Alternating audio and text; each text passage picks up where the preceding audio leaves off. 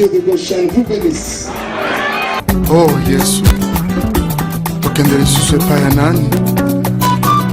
Tala biso te tomibwaki na makolo na yo. Yesu. Naye na mai na miso toluka yo moninga malamu amena bikama likonzi ya bakristu Yesu Mesia kumu monene engambe mobali biso totaleli yo. Il n'y a pas une autre puissance, un autre pouvoir, un autre médicament, un autre traitement,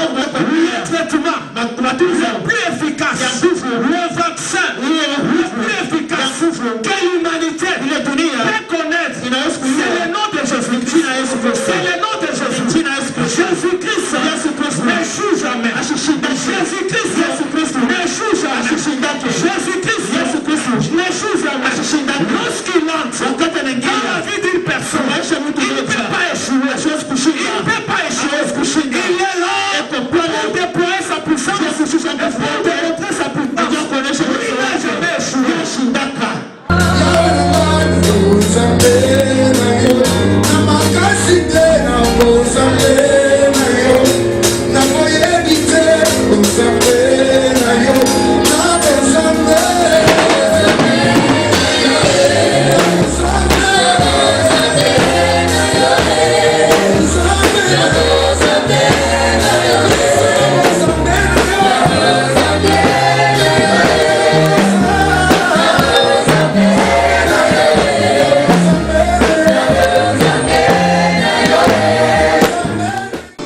Je n'ai pas peur, oh, la pluie de guérison descend, la pluie de guérison descend.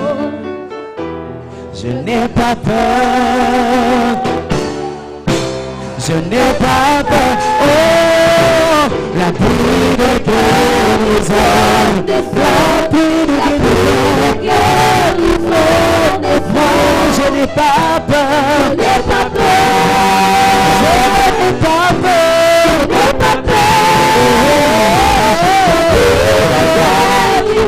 elle descend, je n'ai pas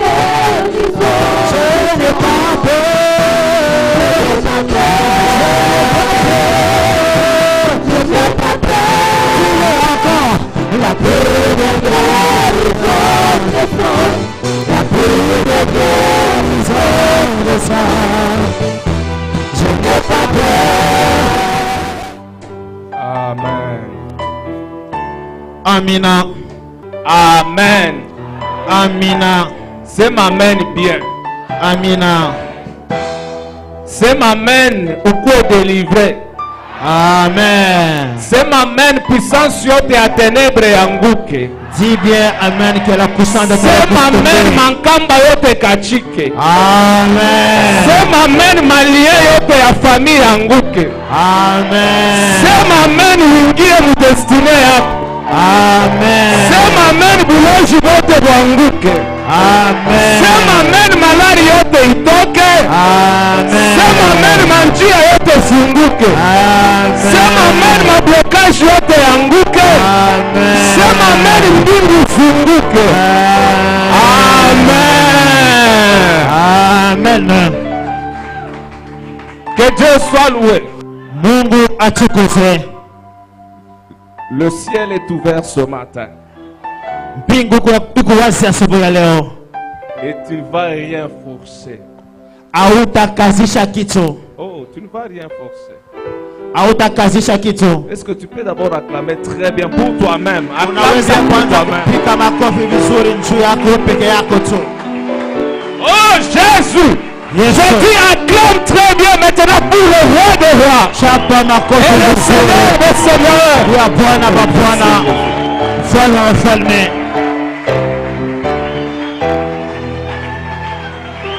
Merci. Asante. Dieu est merveilleux ce matin. Mungu ni mwema asubuhi ya leo. Il va nous faire beaucoup de bien. Atatufanyia vitu vizuri sana. Amen. Amina. Amen. Amen. Soyez les bienvenus à Goshen. Jioni mwema kwetu Gosheni. Karibu kwetu Goshen. Soyez les bienvenus chez nous Goshen.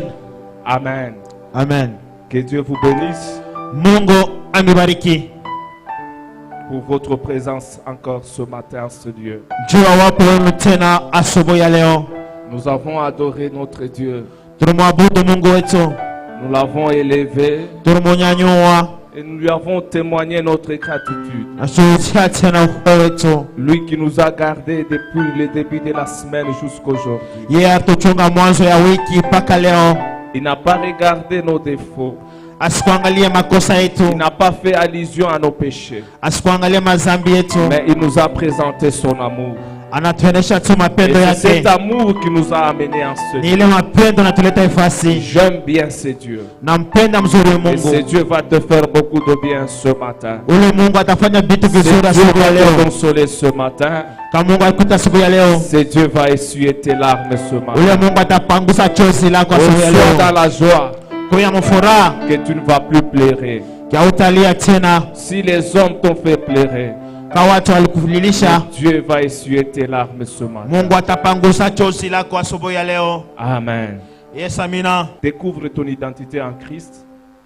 Vumbula itambulisho kyako ndani ya Kristo. C'est le thème que nous avons commencé à parler depuis le début de l'année.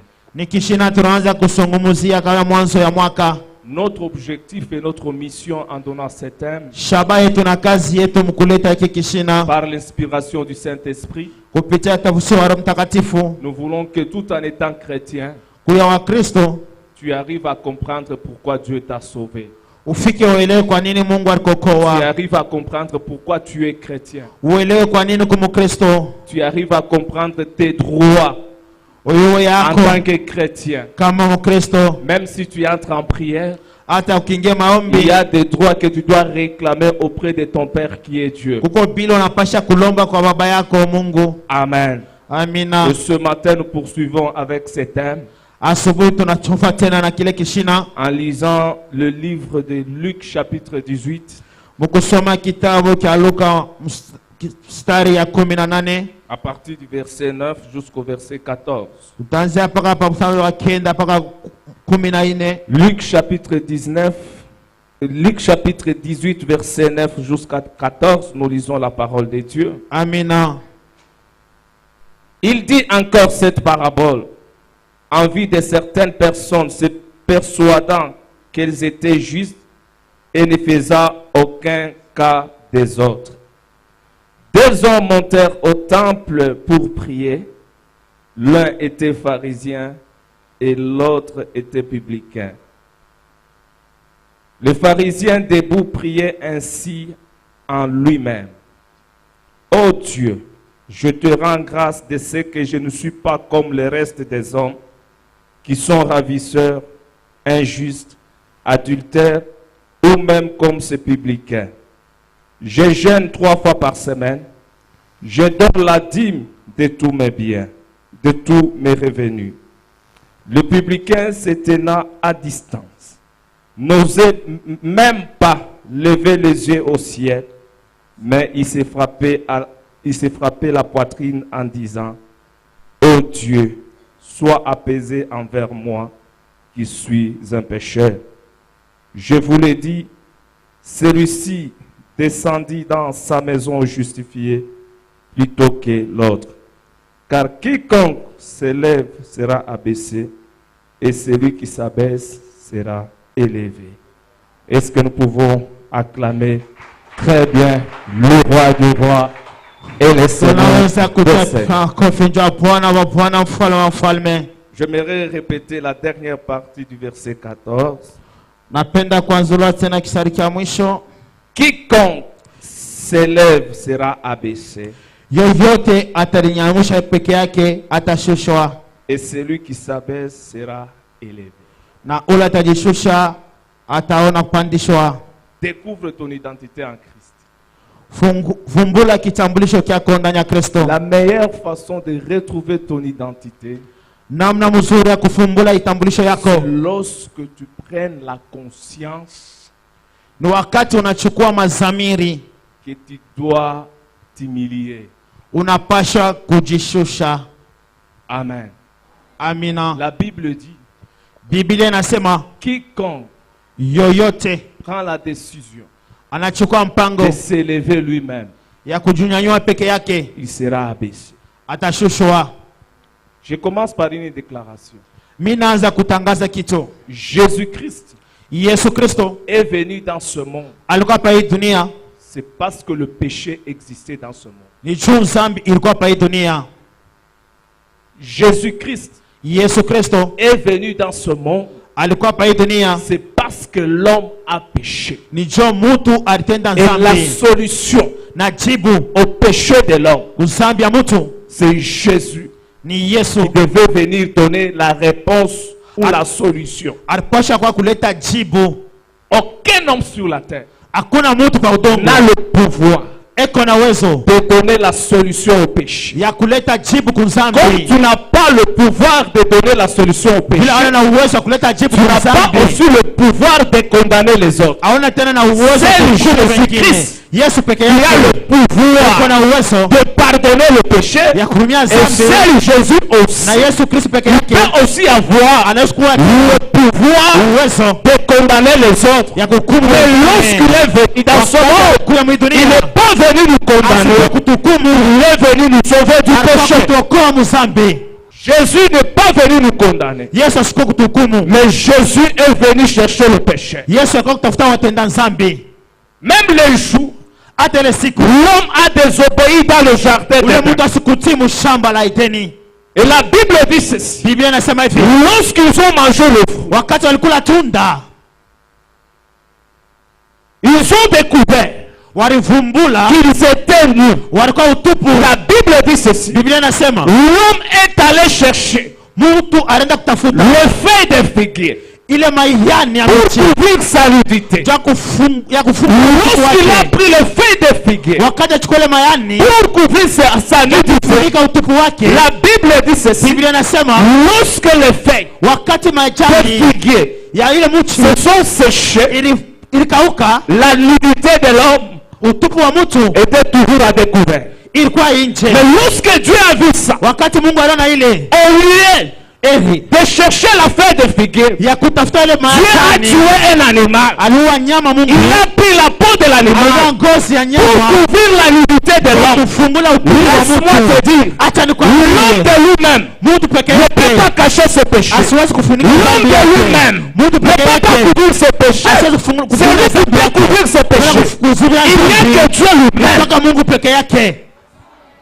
Il n'y a que Dieu lui-même. Ni Mungu peke yake, Il n'y a que Dieu lui-même. Mungu peke yake. La solution à tes péchés, Jibu kudhambi yako c'est Dieu ni lui-même. Mungu peke yake. En voyant Jésus sur la terre, Mtuma Yesu kwa par udongo, le sang qui a coulé à la croix de Golgotha, damu ilikuwa kumsalaba c'est le Golgotha. sang qui a couvert tes Ni ile péchés. damu ilitosha dhambi yetu. Aucun homme sur la terre, Hakuna mtu kwa udongo mais à mesure eko na uwezo de te pardonner ya kurumia dhambi par yako, rapport à tes péchés. kucha dhambi yako. Il n'y a que Dieu. Mungu peke yake.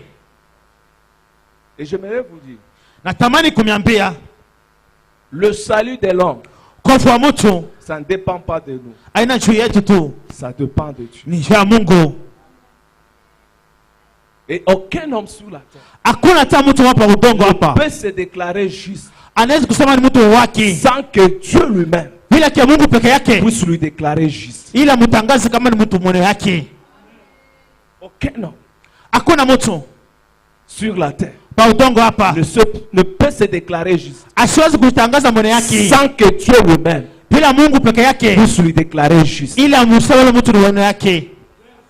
Tel que tu es là, Vile wiko tu n'as pas droit hauna na à sheria déclarer dans ta bouche ya kusema misemo kinywa que chako toi tu es saint wako mtakatifu, et les autres sont des pécheurs. wengine watenda dhambi. Si tu le faisais avant, Kama ulifanya mbele, à partir d'aujourd'hui, kwanza leo par rapport à ce message, kupitia hii mchumba ne le fais plus.